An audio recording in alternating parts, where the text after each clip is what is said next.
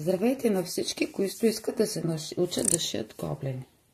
Имах запитване от позната как се шие гоблен, защото е изгледала клипчета, в които нямало обяснение точно първите стъпки за започване на гоблен. Аз сега ще ви покажа първите стъпки, които са нужни да започнете да шиете гоблен. Първото, което е нужно е, когато си вземете панамата, гоблен, който ще дали е окомплектован, готова комплектовка или вие ще си окомплектовате сами по схема, първата ви задача е да си обримчите панамата.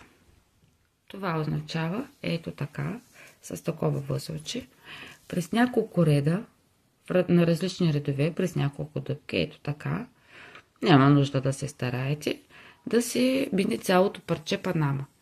Защото